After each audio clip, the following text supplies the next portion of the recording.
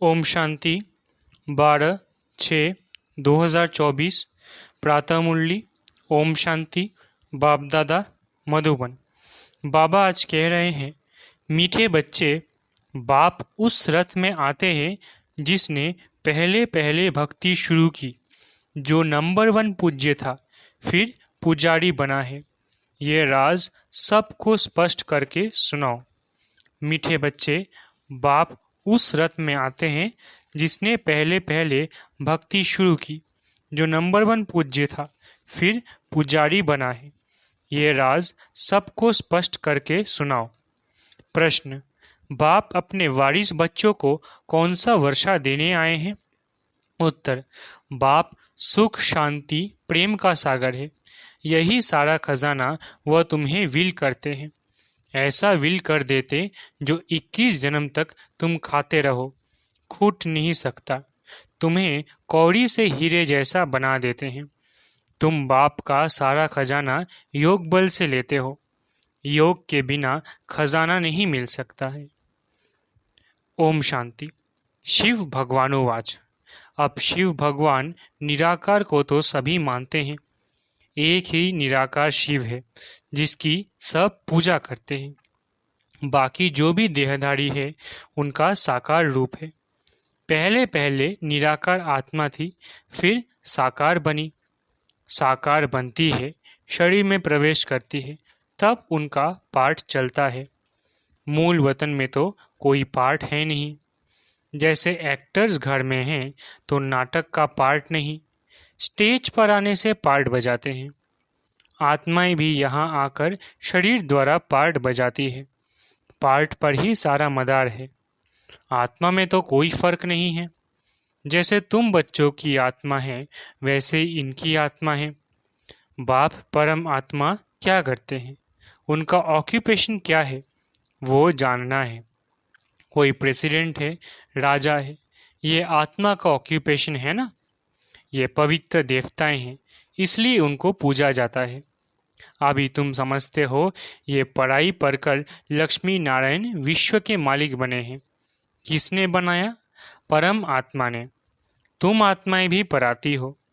बड़ा ये है जो बाप आकर तुम बच्चों को पढ़ाते हैं और राजयोग भी सिखलाते हैं। कितना सहज है। इसको कहा जाता है राजयोग। बाप को याद करने से हम सतोप्रधान बन जाते हैं। बाप तो है ही सतोप्रधान। उनकी कितनी महिमा गाते हैं। भक्ति मार्ग में कितना फल, दूध आदि चढ़ाते हैं। समझ कुछ नहीं। देवताओं को पूछते हैं, शिव पर दूध फूल आदि चढ़ाते हैं, कुछ पता नहीं। देवताओं ने राज्य किया। अच्छा, शिव पर क्यों चढ़ाते? उसने क्या कर्तव्य किया है जो इतना पूछते हो? देवताओं का तो फिर भी मालूम है, वो है स्वर्ग के मालिक।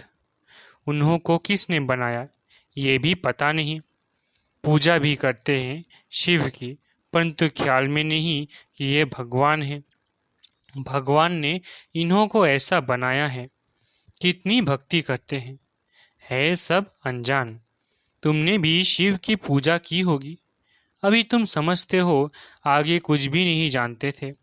उनका ऑक्यूपेशन क्या है, क्या सुख देते हैं, कुछ भी पता नहीं था। क्या ये देवताएं सुख देते हैं? भल राजा रानी प्रजा को सुख देते हैं, परंतु उन्हों को तो शिव बाबा ने ऐसा बनाया ना। बलिहारी उनकी है। ये तो सिर्फ राजा ही करते हैं, प्रजा भी बन जाती है। बाकी ये कोई का कल्याण नहीं करते हैं। अगर करते भी हैं तो अल्पकाल के लिए। अभी तुम बच्चों को बाप बैठ पढ़ाते हैं, उनको कहा जाता है कल्याणकारी। बाप अपना परिचय देते हैं। मेरे लिंग की तुम पूजा करते थे, उनको परम आत्मा कहते थे। परमात्मा से परमात्मा हो जाता है, परंतु ये नहीं जानते कि ये क्या करते हैं। बस सिर्फ कह देंगे कि वो सर्वव्यापी है, नाम रूप से न्यारा है, फिर उस पर दूध आदि चढ़ाना शोभता नहीं है। आकार है तब तो उस पर चढ़ाते हैं ना। उनको निराकार तो कह नहीं सकते। तुमसे मनुष्य आर्ग्यू बहुत करते हैं, बाबा के आगे भी आकर आर्ग्यू ही करेंगे। फालतू माथा खपाएंगे, फायदा कुछ भी नहीं। ये समझाना तो तुम बच्चों का काम है। तुम बच्चे जानते हो बाबा ने हमको कितना ऊंच बनाया है। ये पढ़ाई है, बाप टीचर बन पढ़ाते हैं। तुम मनुष्य से देवता बनने के लिए पढ़ा रहे हो। देवी देवता है सतयुग में, कलयुग में होते नहीं। राम राज्य ही नहीं जो पवित्र रह सके। देवी देवता थे, फिर वाम मार्ग में चले जाते हैं। बाकी जैसे चित्र दिखाए हैं ऐसे नहीं। जगन्नाथ के मंदिर में तुम देखेंगे काले चित्र है। बाप कहते हैं माया जीते जगत जीत बनो, तो उन्होंने फिर जगत नाथ नाम रख दिया है।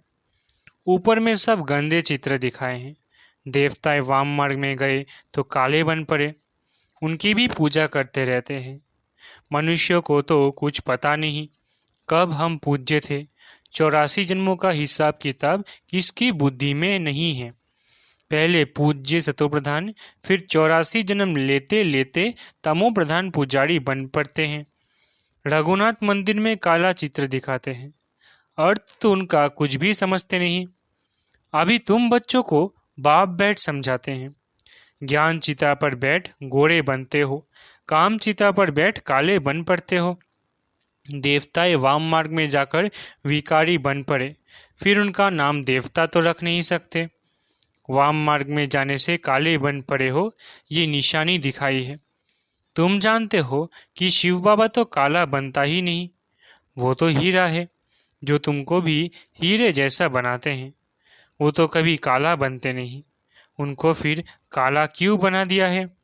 कोई काला होगा, उसने बैठ काला बनाया होगा। शिव बाबा कहते हैं हमने क्या दोष किया जो मुझे काला बना दिया है? मैं तो आता ही हूँ सबको गोरा बनाने। मैं तो सदैव गोरा हूँ। मनुष्यों की ऐसी बुद्धि बन पड़ी है जो कुछ भी समझते नहीं है। शिव बाबा तो है ही सबको हीरा बनाने वाला। मैं तो एवर गोरा मुसाफिर हूँ। मैंने क्या किया जो मुझे काला बनाया है? अब तुमको भी गोरा बनना है ऊंच पद पाने लिए। ऊंच पद कैसे पाना है वो तो बाप ने समझाया है। Follow father. जैसे इसने बाबा ने सब कुछ बाप के हवाले कर दिया। फादर को देखो कैसे सब कुछ दे दिया। भल साधारण थे, ना बहुत गरीब न बहुत साहूकार थे। बाबा अभी भी कहते हैं तुम्हारा खान पान बीच का साधारण होना चाहिए, न बहुत ऊंच न बहुत कम। बाप ही सब शिक्षा देते हैं। यह भी देखने में तो साधारण ही आते हैं। तुमको कहते हैं कहाँ है भगवान, दिखाओ। अरे आत्मा बिंदी है, उनको देखेंगे क्या? ये तो जानते हो आत्मा का साक्षात्कार इन आँखों से होता नहीं। तुम कहते हो भगवान पराते हैं, तो जरूर कोई शरीरधारी होगा। निराकार कैसे पराएंगे? मनुष्य को तो कुछ भी पता नहीं है। जैसे तुम आत्मा हो, शरीर द्वारा पार्ट बजाते हो। आत्मा ही पार्ट बजाती है, आत्मा ही बोलती है शरीर द्वारा। तो आत्मा वाच, परंतु आत्मा वाच शोभता नहीं। आत्मा तो वानप्रस्थ वाणी से परे है। वाच तो शरीर से ही करेगी। वाणी से परे सिर्फ आत्मा ही रह जाती है। वाणी में आना है तो शरीर जरूर चाहिए। बाप भी ज्ञान का सागर है, तो जरूर किसके शरीर का आधार लेगा ना। उसको रथ कहा जाता है, नहीं तो वह सुनाए कैसे? बाप पतित से पावन बनने के लिए शिक्षा देते हैं, प्रेरणा की बात नहीं। ये तो ज्ञान की बात है। वो आए कैसे, किसके शरीर में आए? आएगा तो जरूर मनुष्य में ही। किस मनुष्य में आए कोई को पता नहीं है सिवाय तुम्हारे। रचयिता खुद ही बैठ अपना परिचय देते हैं, मैं कैसे और किस रथ में आता हूँ। बच्चे तो जानते हैं कि बाप का रथ कौन सा है। बहुत मनुष्य मूंझे हुए हैं, किस किस का रथ बना देते हैं। जानवर आदि में तो आ न सके। बाप कहते हैं मैं किस मनुष्य में आऊं, ये तो समझ नहीं सकते। आना भी भारत में ही होता है। भारतवासियों में भी किसके तन में आऊं? क्या प्रेसिडेंट व साधु महात्मा के रथ में आएंगे? ऐसे भी नहीं है कि पवित्र रथ में आना है। ये तो है ही रावण राज्य। गायन भी है दूर देश का रहने वाला। ये भी बच्चों को पता है कि भारत अविनाशी खंड है, उसका कभी विनाश नहीं होता। अविनाशी बाप अविनाशी भारत खंड में ही आते हैं। किस तन में आते हैं वो खुद ही बताते हैं, और तो कोई जान न सके। तुम जानते हो कोई साधु महात्मा में भी आ न सके। वो है हठ योगी निवृत्ति मार्ग वाले। बाकी रहे भारतवासी भक्त। अब भक्तों में भी किस भक्त में आए? भक्त पुराना चाहिए जिसने बहुत भक्ति की हो। भक्ति का फल भगवान को देने आना पड़ता है। भारत में भक्त तो ढेर है, कहेंगे ये बड़ा भक्त है, इसमें आना चाहिए। ऐसे तो बहुत भक्त बन पड़ते हैं। कल भी कोई को वैराग्य आए भक्त बन जाए, वो तो इस जन्म का भक्त हो गया ना, उसमें आएंगे नहीं। मैं उसमें आता हूँ जिसने पहले पहले भक्ति शुरू की। द्वापर से लेकर भक्ति शुरू हुई है।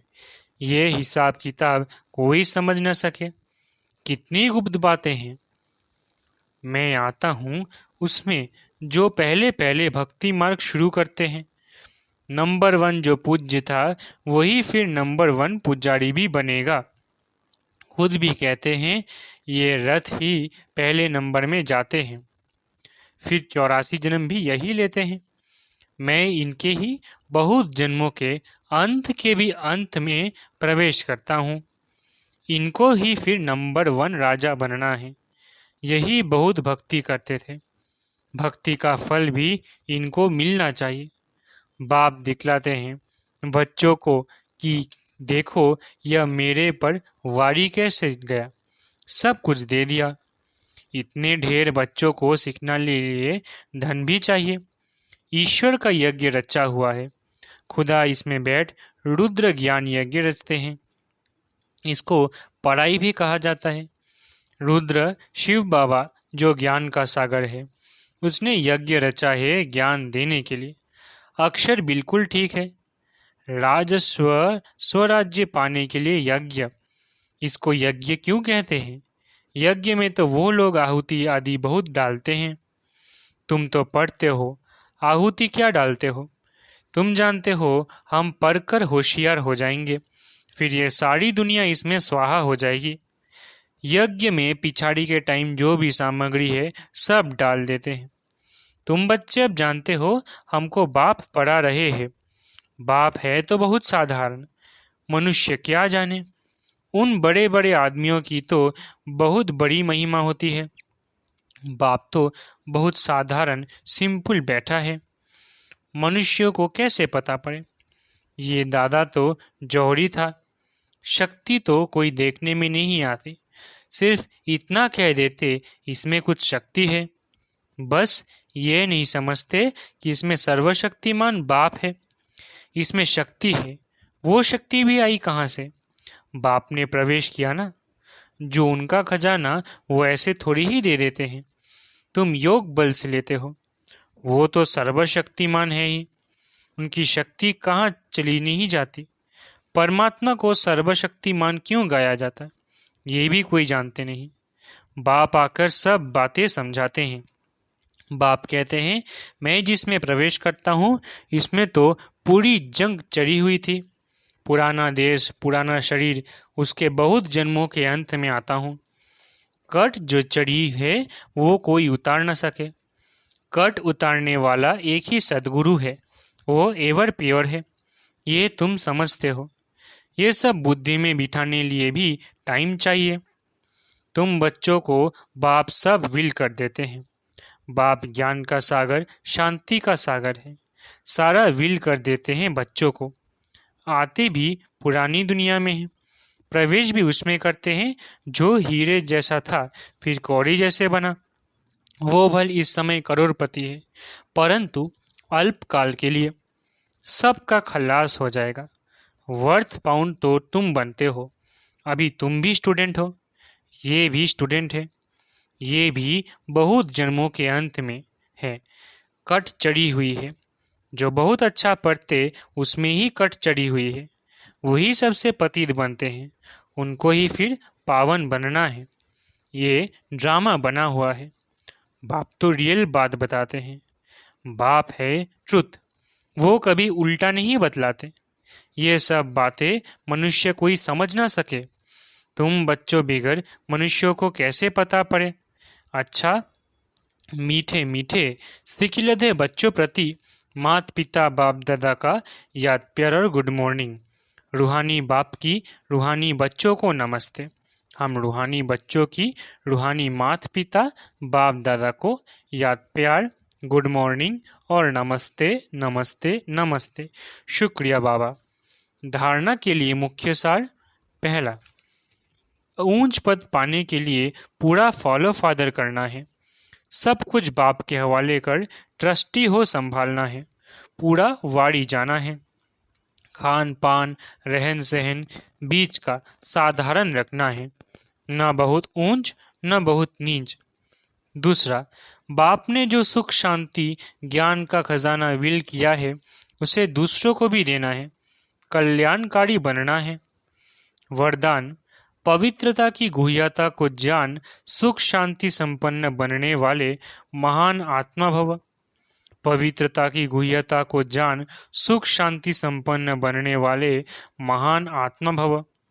पवित्रता के शक्ति की महानता को जान पवित्र अर्थात पूज्य देवात्माएं अभी से बनो। ऐसे नहीं कि अंत में बन जाएंगे। ये बहुत समय की जमा की हुई शक्ति अंत में काम आएगी। पवित्र बनना कोई साधारण बात नहीं है। ब्रह्मचारी रहते पवित्र बन गए, लेकिन पवित्रता जननी है। चाहे संकल्प से, चाहे वृत्ति से, वायुमंडल से, वाणी से, संपर्क से सुख शांति की जननी बनना, इसको कहते हैं महान आत्मा। स्लोगन, ऊंची स्थिति में स्थित हो सर्व आत्माओं को रहम की दृष्टि दो, वाइब्रेशन फैलाओ। स्लोगन, ऊंची स्थिति में स्थित हो सर्व आत्माओं को रहम की दृष्टि दो, वाइब्रेशन फैलाओ। अच्छा, ओम शांति। शुक्रिया बाबा।